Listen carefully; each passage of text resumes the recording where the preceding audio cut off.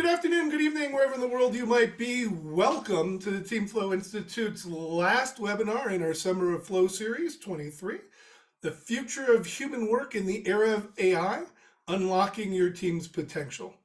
Now, we've got a lot to cover and really a lot of discussion to cover because one of the reasons this is an institute and not a practice or a firm or a consultancy or something more is because there's a lot for us still to understand. We've been very fortunate to stand on the shoulders of giants with Jeff Vandenhout of Flow Concepts in the Netherlands, who has been pioneering work in the field of team flow for the past 10 years and found that much of our own work was paralleling his. But the nature of his research and the 4 primary research papers that he's published over the last few years, and the one that's just coming out very shortly we'll get a chance to share with you in the coming months, is such that it really, to me, rang true. I apparently, according to my mentors, have a gift that I can hear truth, or rather I know truth when I hear it, and can find those choice words to describe the things best that embody the spirit and the intention, and a lot more than just a plain, simple word might. And to me, team flow is really the penultimate, not the penultimate, I always say that. Team flow is the ultimate sort of goal for achieving high performance teams. And as we'll explain to you in a little bit, establishing the conditions for facilitating team flow, for getting teams into a state of deep, intense focus, of joy, of connectedness, and also, more importantly, at the heart of it, a shared collective ambition that drives us each internally to contribute our best work, to accomplish these common goals and objectives that we've established, and ultimately to come together, set aside our egos, and integrate our skills. And what I've just described to you is really kind of the core of the team flow model. And we'll look at that a little more in a minute. But we're saying goodbye now to the Summer of Flow. This is the last webinar. We covered the basics of team flow and some of its practical applications. We've had a couple of office hours. We'll have another one on Thursday at 8 a.m. Pacific Daylight Time, which is 1500 GMT or UTC, whichever we like to call it. And really what we're doing is we're exploring the facilitation of team flow for both team leaders as well as for team members who are interested in changing their experience inside of work teams. And let's get down right to it so we can talk about it. We are a lot of things, and it's confusing perhaps, but it won't be as we start getting more and more of our operations up beyond these sorts of webinars. We are first and foremost a research institute, which means that we're also looking to publish and be an academy for education. And the reason also for an institute is we want to experiment. And more importantly than that, we want to encourage members and other people to be willing to experiment with new techniques in approaching how we collaborate with one another, because the current state of collaboration is mediocre at best. There are certainly some highlights and some things we can all share from some of our peak experiences collaborating with others.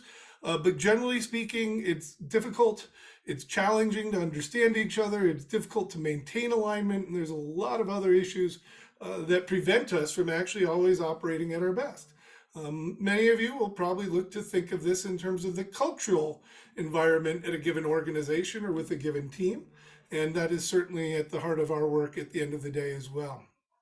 But as we grow, we're a community of practice for augmented collaboration, which is the use of artificial intelligence to help us actually collaborate and achieve a state of team flow.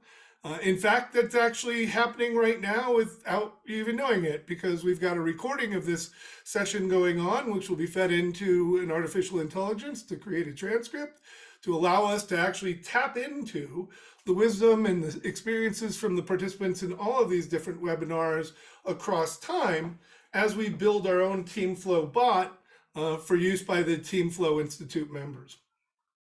And we actually discovered the concept of team flow as Jamie Schwartz and I, my co-founder, were collaborating over the course of the past year and a half, exploring our mutual interests, and recognized that the use of the Otter AI and the Fireflies AI and other transcription services were allowing us to stay in flow because we weren't having to take notes. We weren't having to remember that thought that we forgot or what we were trying to explain a moment ago.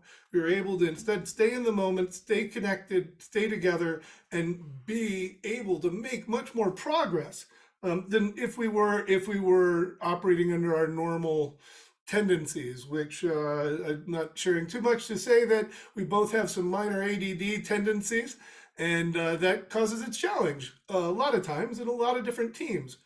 But guess what? We're not alone. Every team has somebody who has some sort of neurodiversity, a unique way of approaching things, or some sort of energy that they bring, some of which is very useful and helpful, and some of which isn't. And the key is figuring out how to work with each other. And we believe that the facilitation of team flow and seeking team flow is the path towards really understanding how to work together. And we'll share more of that in a minute.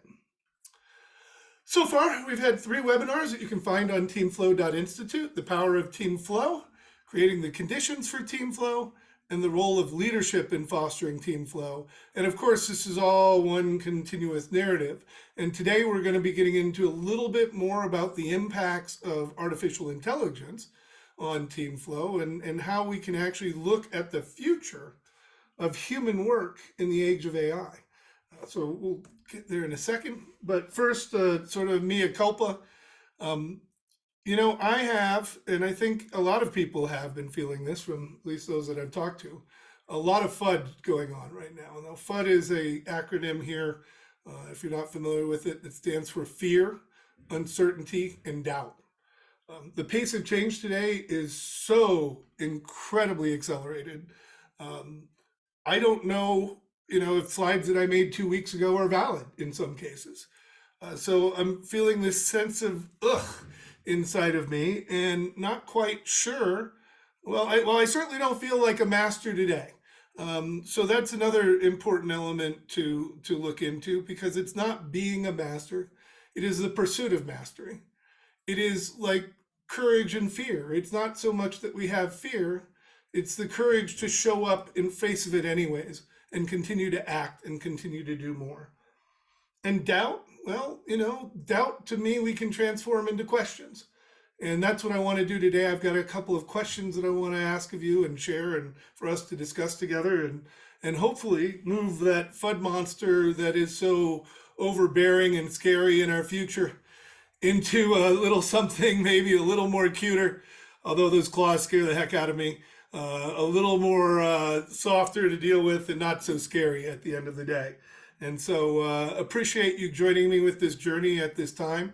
I'm reminded back of the early internet days in 95, 96, where a new breakthrough, new technology, new browser came out every week. And in fact, even in the building of web pages, just staying up on web page design layouts was such a challenge back then, especially when we were coding everything by hand and new tools started to emerge.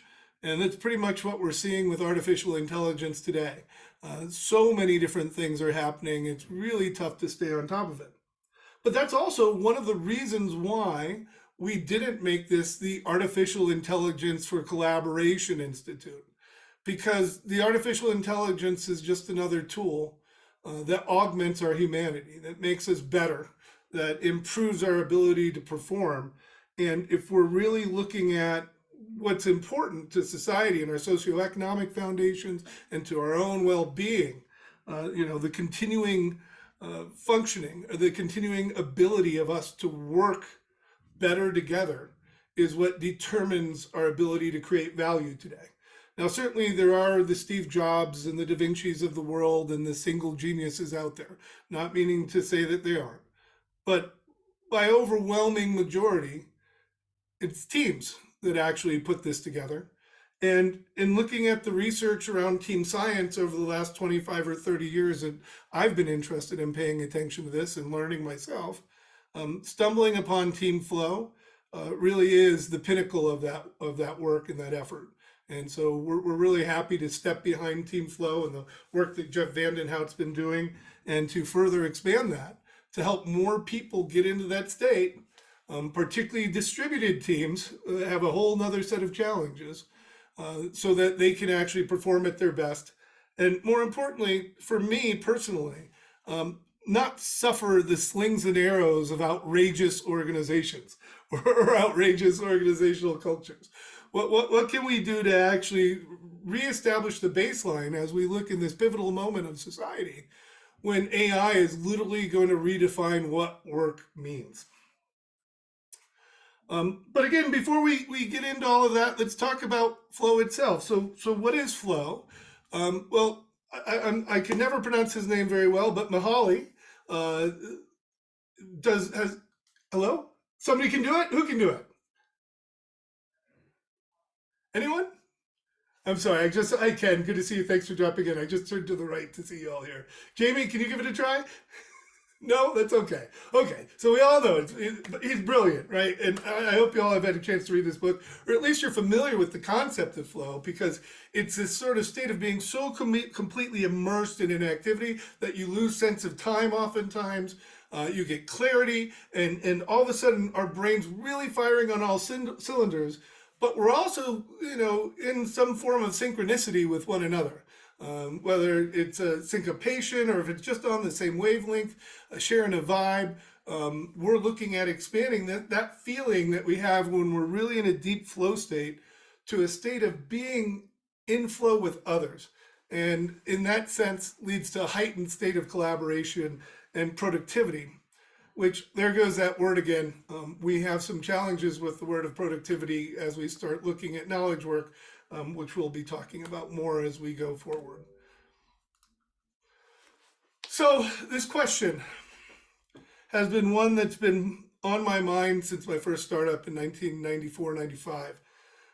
I had 5 co-founders, and it was a real rough first company experience. I had no mentors. I had no access to learn from anyone really back at the time, or at least I didn't know how to.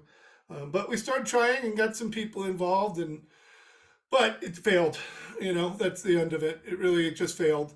And that's what left me with this question and reflection. What will it take for smart people to work better together? It wasn't that the people I was working with were all bad people or ignorant or anything like that. They were great people. They were all individually great at what their roles were. And I thought I had assembled a good team to fill the different skills that we needed. Apparently not. But, where we've really found, as a simpler sort of introduction to the topic, how to get the best contributions from your people, cultivating a trusting environment, being vulnerable, working out loud. But it's more than that, because it's actually building team empathy, developing the ability to have active listening and to really hear what people are saying, to be able to discern the unsaid but communicated.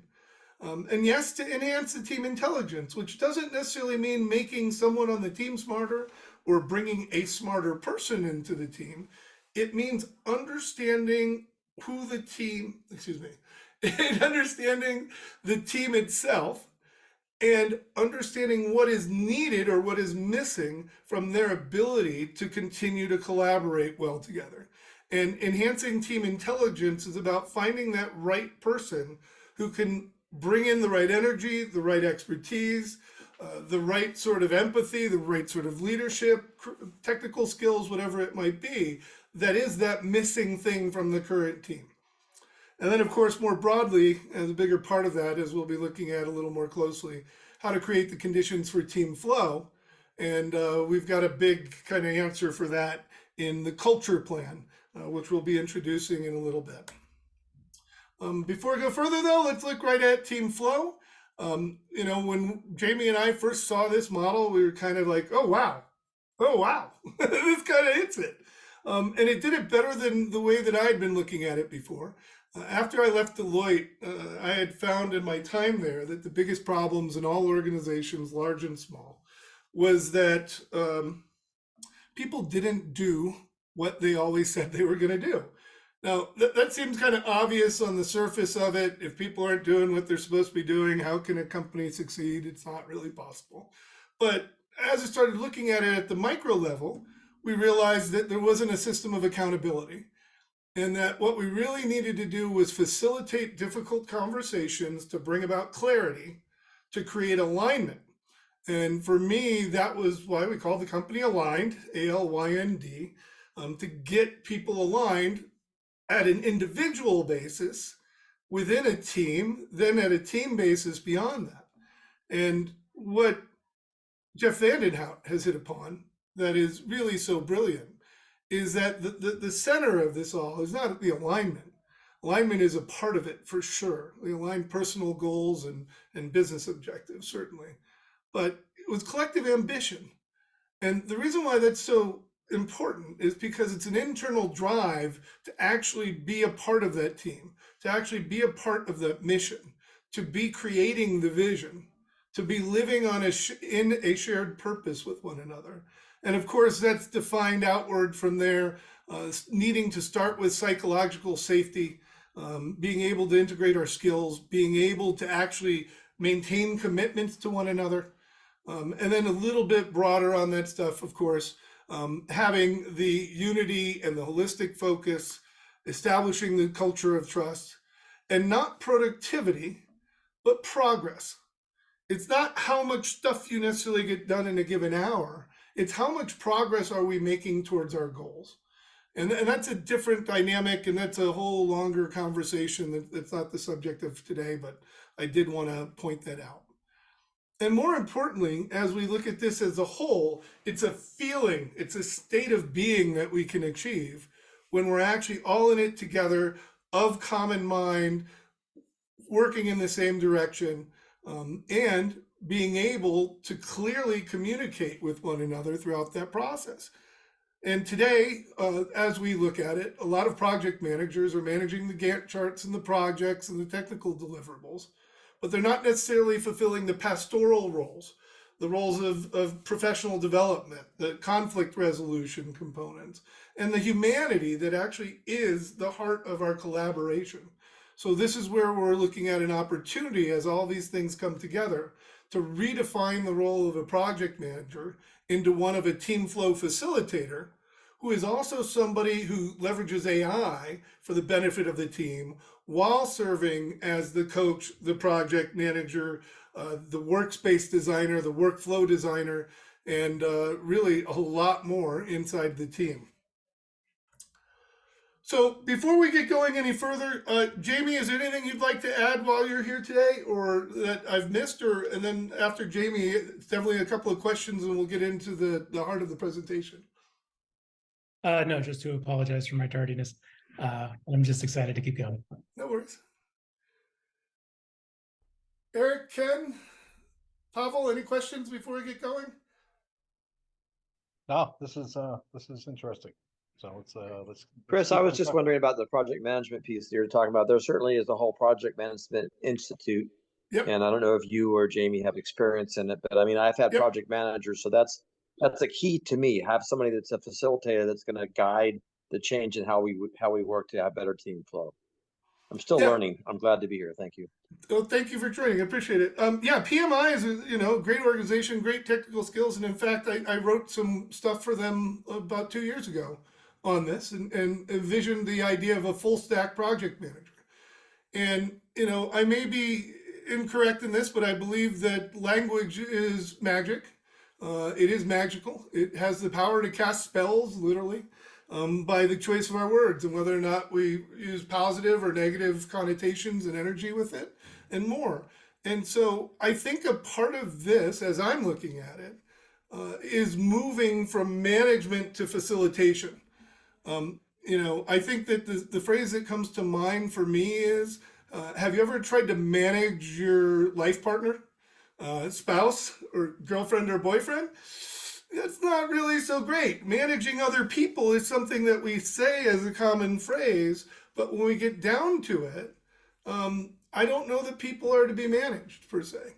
I can understand where teams are to be managed and coached because there's a business element to it. If we look at sports teams as an example, there's the business management office, and then there's the player management office, which is managing all the contracts and all the other stuff with it.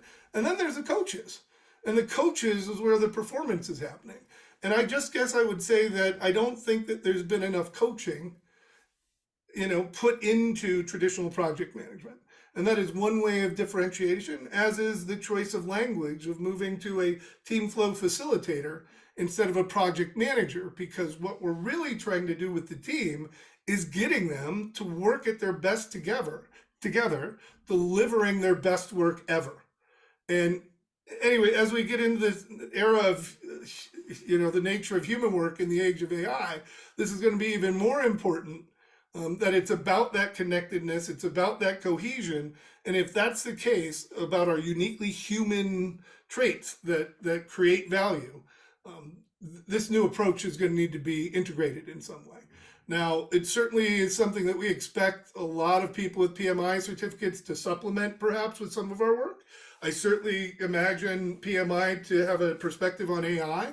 And, the hope is that they have some great work that we'll be able to support and amplify as well. I don't see it as competitive in so much as it is we're all trying to work in the same direction. Let's look Yeah, at I all of the agree. And research. Chris, I have a lot of connections with PMI. So I have a lot of connection with people that are project managers. And so I put that thought out there because I liked what you're saying before you brought up project managers, and I've had some good ones and some bad ones. And so to get work done, you want to have it facilitated properly, like you're saying. And words matter, not just anything else. So you have to have the right attitude with it. Yeah, thank you very much. I really appreciate that, Eric. We'll talk more about that certainly in the weeks ahead. We'll have more to say next week. Ken, I got your hand raised here. Yeah, so it was interesting. I was noodling on what you were talking about a second ago. And one of the interesting things about, several slides ago when you said, because the specifics of this are how do you get really smart people to work together? And when you think about organizations, sometimes, and I mean, we would like to think everybody's smart, and they are in their own ways, but there are different levels. And when you think about the nature of the kinds of projects that are coming into play now, especially with the gig economy kicking in full, it's not like you always have an organization where you have had functional managers that are properly raising and embracing the people that work and getting them proper training and skills and things like that. And it's not like you always have a line manager or a production manager that that knows the people well enough to know how to do that initial facilitation. It's much in the same way as when you spin up a movie production company, Mm-hmm. and you're doing the movie. You've hired the top talent. Matter of fact, you've got so much talent that is at the top level because that's who you hired, and there are 10 more people out off the side lot waiting for somebody to keel over so they can take their spot. Now, we're not always that lucky in software production or in any kind of productive work in industry today. And so it's interesting that what we're talking about here is coming together with, both the facilitation aspect of it. And by the way, we also don't have the luxury of time. Usually this is ramrod. We got to get something done. We're grabbing the best people we can find. And now we're trying to make people that might not have ever worked together, if they had a choice, work together to produce something with all of the egos and the other things associated with it. And oh, by the way, some of them may not give a dang about the project. They're just doing it because they need a paycheck. And so trying to get these people coordinated in such a way, it's a different dynamic than back in the days of the 1 minute manager. And that kind of philosophy back in the 50s. So I'll be interested to see how this plays out, because one of the other things that you talked about here is the age of AI and how that's involved. And in the book I just wrote, it talks about the fact that, or I talked about the fact that, AI is now one of those team members. And robotics and cobots and things like that, those are all now new team members that, by the way, we also have to work with them. And very few people know how to manage that. So I'll be interested to see how it plays out here. Yeah, and well, first of all, thank you so much for sharing that stuff. I hadn't thought of the contrast with Ken's work on 1 Minute Manager, but that was the first business management book I ever read. And so, in fact, that's what I taught to people when I was 25 years old, selling a business opportunity as part of an entrepreneurship company that advertised in Entrepreneur Magazine and the rest of it, because I didn't know anything else. And the 1 Minute Manager seemed to be the most simple, straightforward way of doing it. But you're absolutely right. In contrast with what we need to do today, it's vastly different. I'll be interested in seeing more about what you wrote in the book and talking more about this. But really, what I wanted to close out on is that with the AI, one of the things we know is that everyone will use it in some way. It's already built into Gmail and LinkedIn and all these other major platforms out there. And if a software as a service you're using now hasn't built AI into it in some fashion, it'll be done in the next couple of months if they're going to stay around for the next several years. But beyond that, becoming an expert with it is akin to learning CSS. Knowing which system or platform to turn to, how to actually phrase the query, how to actually prep the AI with the right points and directions to be able to get it together, and then to be able to do it real time during a meeting, to be able to support the team when somebody brings up that's like a dissipative, dissipative structures. There we go. Oh, what's a dissipative structure? I'd never heard of that before, right? So, but we can go turn it up, get a quick summary, pull it out, and share it with the team and enhance our ability to all understand what that new phrase or term of art has been introduced and what does that mean. So there's an interesting thing here that we see that the technical proficiency and the empathy proficiency of the team flow facilitator, it may just be as we've decided or as we've described it as another role, another hat to be worn. And indeed, it is many hats.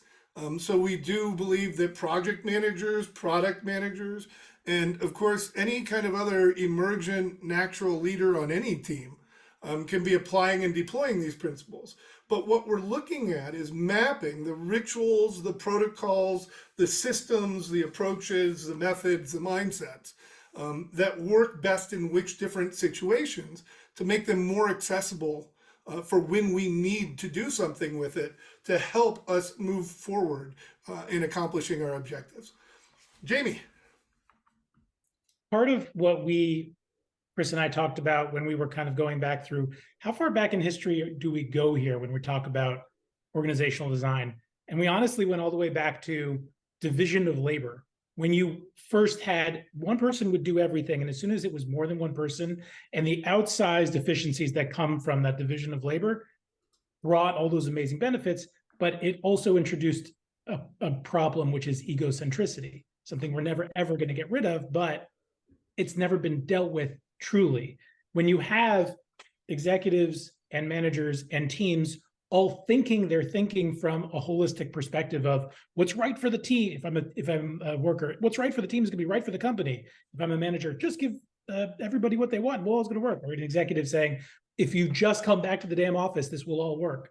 They're not thinking from the holistic perspective of the mission of the company. And that trust in everybody to, why are we all here? Oh, right, to do the thing that the company is driven to do to fulfill that vision. When you break down the barrier of that egocentricity or the team centricity of whichever role you're in, that's one of the things that has to be unlocked to get to team flow. It's also one of the things that has to get unlocked if you are going to survive AI implementation. We'll get into that into the deck, the consequences of AI if you don't implement something like team flow and a structure changing from oversight to support being another one of those words. But just that point of making everybody look at, wait, we're already signed on. We're all, even the CEO, employees of a mission of a company. And refocusing around that realigns everybody in service of the team flow infrastructure, which you'll see. But just wanted to point that out. Yeah, and one of the things here that I want to just close Jamie's point on before jumping into the next thing is that we're really talking about the larger field of team science, organizational psychology and design and team science. And there's a whole body of work around this. And speaking earlier with Steve King, who's an old colleague from SNCR, the Society for New Communications Research, he's working on trying to solve for the independent contractor being better integrated into teams, right? How do we build teams that actually consider the independent contractor as a part of the team as opposed to external to it, which I think is fabulous. And he's got more work on that I don't understand yet, that I still have to learn. But there's a lot of different things out there, like we mentioned team intelligence before and others. And all of that is what we want to lean on. But what we want to do with the Team Flow Institute is make it more accessible.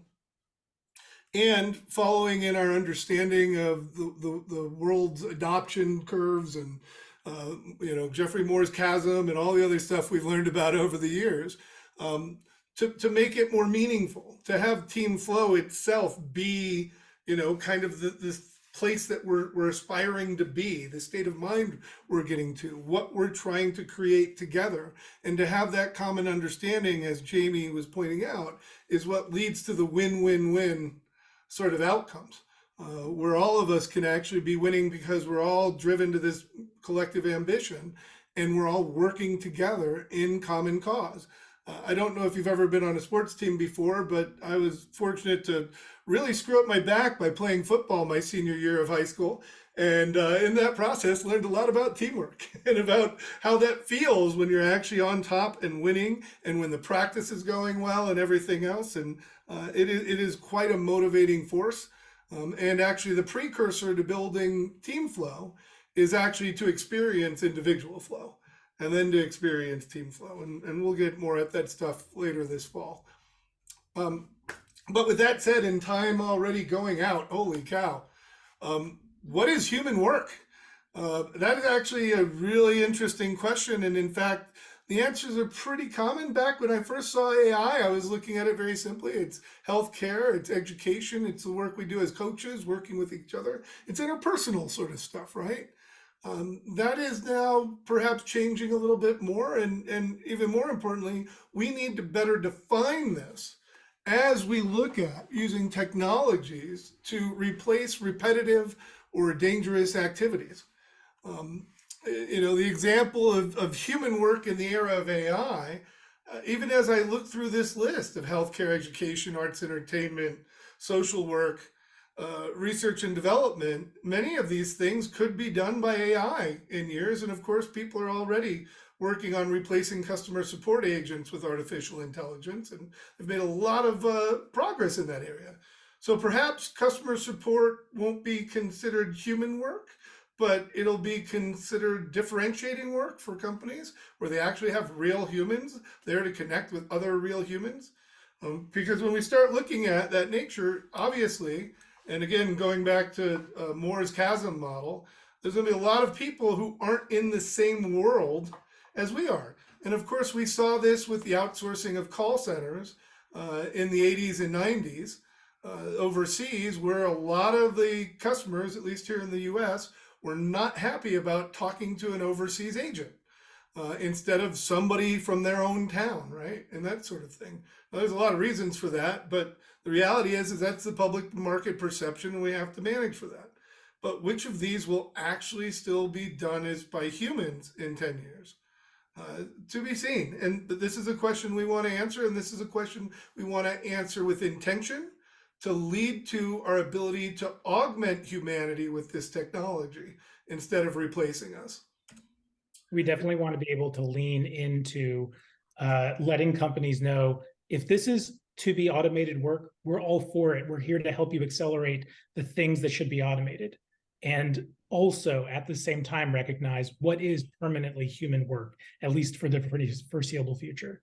And that being the case, we can embrace both, but here's what we can do for the still human work to be done. Yeah, very important. And the reality is that we've never had such an ability in our history, as we look at it, going back to separation or division of labor and industrialism and all the rest of it, to actually mindfully think on this and actually make an intentional choice. Now, some of these choices are out of our hands already due to the dynamics of the international market and artificial intelligence being another form of an arms race between countries and those, in power, so to speak. But within that, we can certainly choose what it looks like and how it shows up in our everyday lives.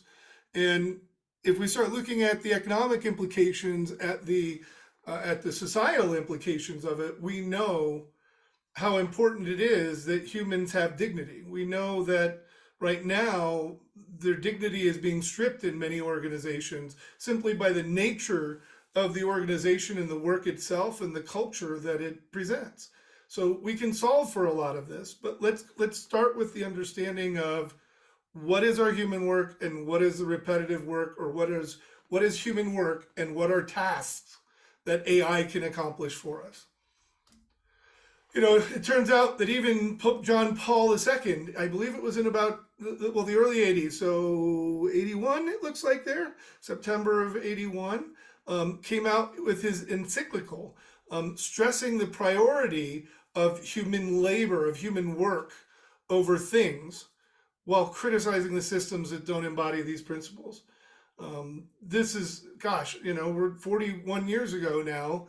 The Vatican was already kind of imagining what this might look like and understanding the core importance to society and to us each as individuals of having the ability to contribute in a meaningful way and to produce things, produce goods. But the difference between humans and things is still important, and therefore the difference between human work and AI tasks is the question that we raise today.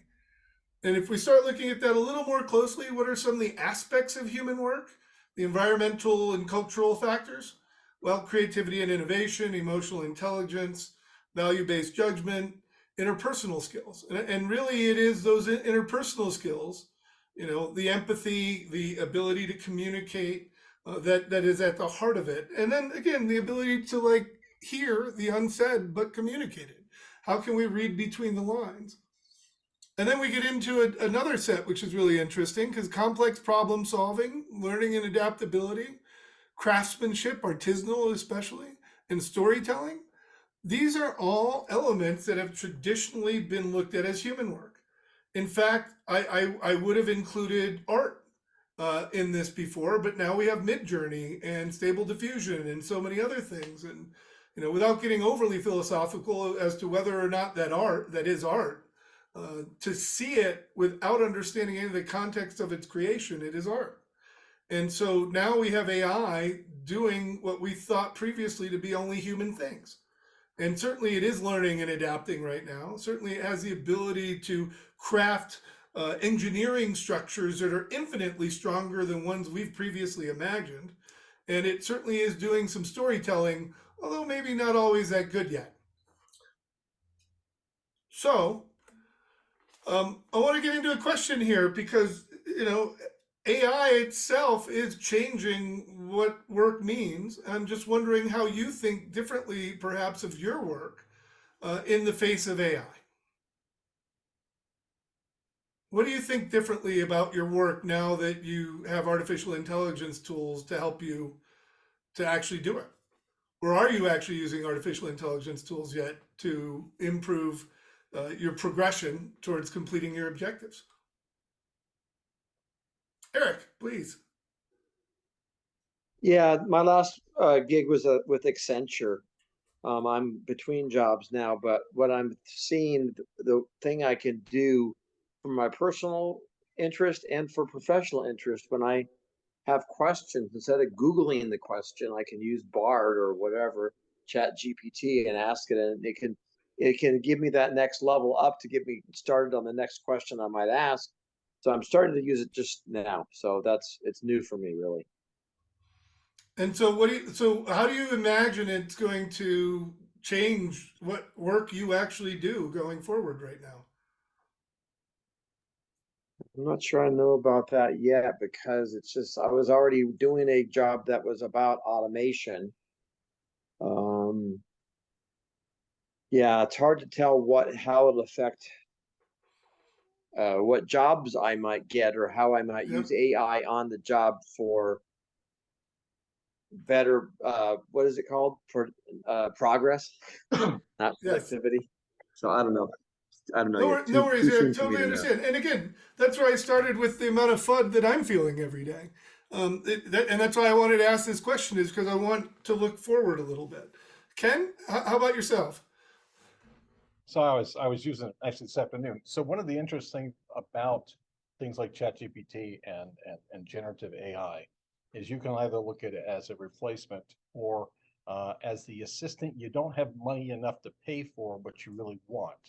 So I needed to, I'm building a web app, and I needed to refactor the code from the original sketch that I did in straight up HTML and JavaScript to React.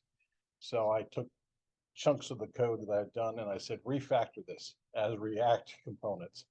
And then I walked away, it cranked for, 5 minutes or so, and then I came back and it was done. Now, it would have taken me a couple of hours at least to go through all my code and refactor it and do things like that. And instead, it's like having somebody like a paid assistant to do it. Now, some people might say, well, that means you're cutting somebody out of a job. And the answer is, I wasn't going to have that person anyway. So it actually makes me as a small business more productive and capable of competing with larger companies that have teams of people that can do this stuff. And then I took the code back from it, added some other things because it didn't get it exactly right, but it got it 98% of the way right. And then I carried on and was able to do the next thing. I can see myself now scaling that and starting to do some things where I just set an entire concept in motion and say, here, generate all the code associated with this. Here's my design, create the code, and then I'll go through and clean it up and make it do exactly what I want it to do. It doesn't negate the need for me to be able to do it. It negates the need for me to do it all. And that's the key, is it's augmenting what I can do. Oh, Ken, that's brilliant. Lovely way to express it. Thank you very much. I wholeheartedly agree. And at the same time, I got a question. Is the refactoring fun for you? No, and that's the big thing. It's a pain in the neck to refactor code, and because of a lot of it's just going through and doing copy paste, recode, and it's a lot of minutia. And there's so many opportunities to make mistakes when you're doing it, and then you're trying to track down bugs that have no reason to be there in the first place. And I look at it the same way as I do like my writing and my artwork and things like that. There are things I'm good at, there are things I'm not. And if I can get an AI to do the stuff that I'm not or that I don't like doing, that makes me more productive and happier. So when I do my writing for video, I hate the storyboard, because even though I have a background in design and can draw, it just takes a long time to do it. If I can have Midjourney crank it out in 60 seconds, that's awesome. And it allows me to pre-visualize, and if I don't like it, I can say try something different, and it does it again. And it's not the finished product, and that's the key. It's not the finished product, but it gets me there faster. Excellent. Yeah, and that's why what we're looking at is taking a design approach for artificial intelligence and actually kind of supporting it more broadly as an ethical approach for AI companies and collaboration companies to design for human in the loop type of opportunities as opposed to human removed from the loop. Going into the technical side a little bit, essentially the artificial intelligence PhDs will tell you that if there isn't a human in the loop to judge what's good, what's bad, what's working, what's not, to make some of those little tweaks that you were just referencing after you get the final workout, ultimately the AI will collapse on itself. And it'll turn into what we basically got with that Microsoft AI and that Facebook AI attempt from a few years ago, where it became misogynistic and racist and just a terrible, terrible worst of humanity sort of stuff, because there was no value judgment in it. So when we start looking at those sorts of implications, having already seen some small scale experiments lead to such negative consequences, turning over the whole of our economy to an autonomous agent of some kind just doesn't make much sense to me. But what it has done, as you've pointed out very well, Ken, is it's made that work that is distinctly us, that is the creative, that is the connective, that is the part about developing insights, that's understanding how people are going to respond to it, and understanding even the implications like, yes, this would possibly take away another job, but guess what? I never had money to do that, to hire that person anyways. So that person's not actually out of a job right now because they never had one. I would have just done it myself and been miserable at it and gotten through it and done my best.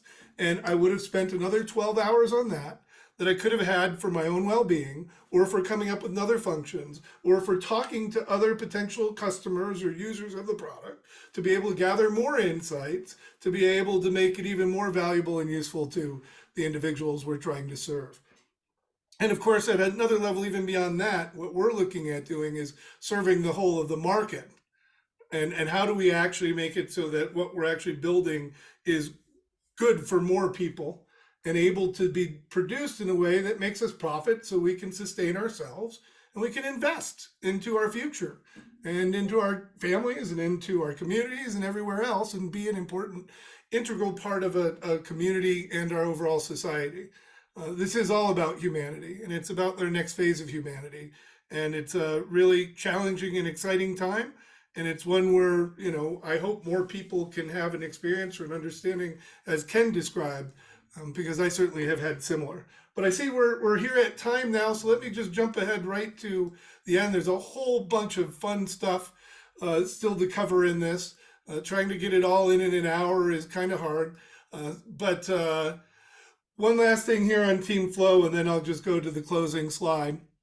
I mentioned this earlier, but seeing this sort of role of the Team Flow facilitator, what we really need to get to flow is the facilitation of clarity, that we actually have clear communications with one another that's also supported by working out loud and having a trusting environment, getting the alignment, making sure that we're clear on our objectives, visions, values, and that ultimately when we have clarity and we can get to alignment, that is the pathway to flow in the simplest state. And of course, there's a lot more to do within that, which we can talk about at some other time, and actually be found in the other presentations. Because guess what? I've got 3 of these webinars where we've gone through many of these other topics over the past several weeks, and we're going to have more coming up in the weeks ahead. But given the time now that we're over, I just want to thank you for joining us. You can certainly stay with us for afterwards, and I'll be here to answer questions and talk some more. But for those of you who are joining us online, thank you very much for tuning in and listening to our conversation, and looking forward to talk to you more later. You can join the Team Flow Institute as a community member for free, or if you sign up in the next week using code CharterMember, you can get a professional membership for half off. And then starting next week, we'll be offering our course on Team Flow facilitation for the fall, where I'm very happy to report Jeff Vandenhout is going to be at least a guest lecturer, if not perhaps more, that we're still talking to him about at this point. And thank you very much for joining us. This is Chris Hewer for the Team Flow Institute. Have a great day and a great year ahead.